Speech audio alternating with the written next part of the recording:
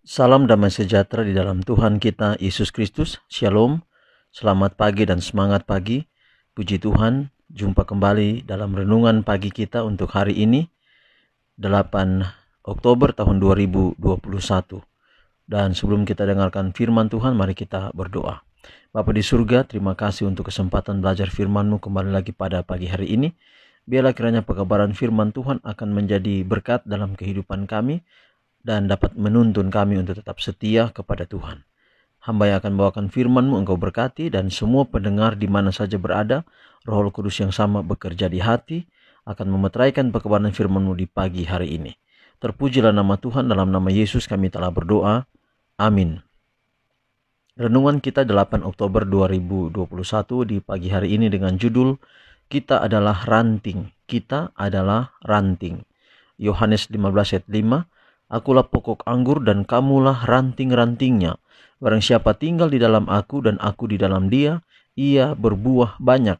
Sebab di luar aku, kamu tidak dapat berbuat apa-apa. Sekali lagi Yohanes 15 ayat 5. Akulah pokok anggur dan kamulah ranting-rantingnya. Barang siapa tinggal di dalam aku dan aku di dalam dia, ia berbuah banyak. Sebab di luar aku, kamu tidak dapat berbuat apa-apa. Kita tidak memiliki apa-apa. Kita bukan apa-apa, kecuali kita menerima kebajikan dari Yesus Kristus.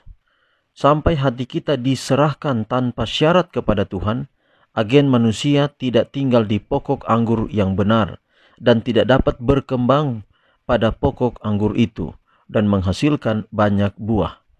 Tuhan tidak akan membuat kompromi sedikit pun dengan dosa. Jika Dia bisa melakukan ini, Kristus tidak perlu datang ke dunia kita untuk menderita dan mati. Tidak ada pertobatan yang murni yang tidak mengubah karakter dan perilaku orang-orang yang menerima kebenaran. Kebenaran bekerja dengan kasih dan menyucikan jiwa.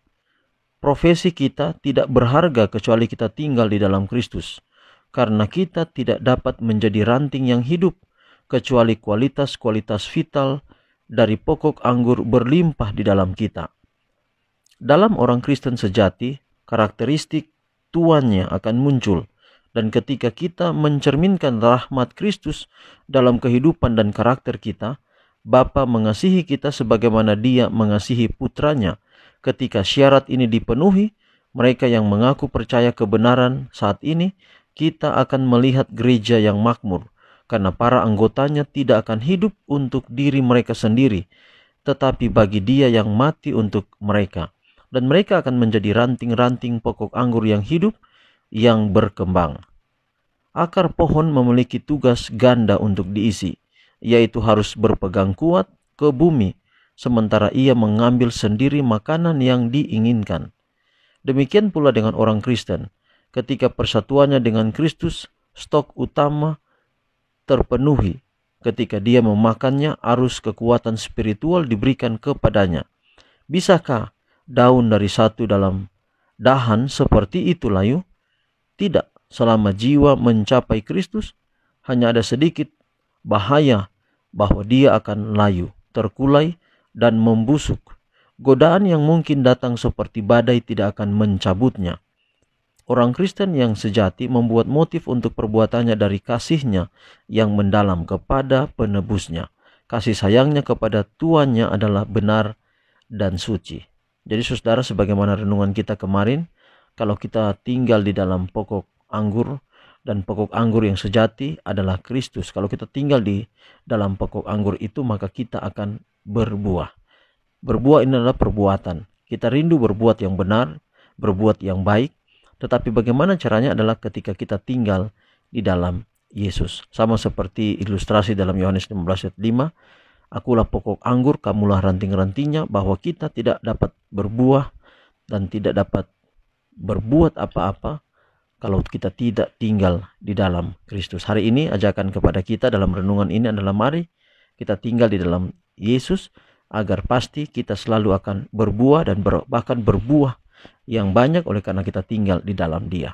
Tuhan berkati pekabaran firman Tuhan di pagi hari ini. Mari kita tutup dalam doa. Bapa di surga, terima kasih untuk renungan yang indah. Kiranya dapat menjadi berkat dalam hidup kami. Kami diajar hari ini untuk tetap tinggal dalam Kristus, agar kami boleh berbuah. Berbuah adalah perbuatan kasih dalam kehidupan kami setiap hari. Biarlah itu semua karena kami tinggal di dalam Kristus. Bapa di surga, berkati kami sepanjang hari ini dalam semua tugas dan tanggung jawab kami.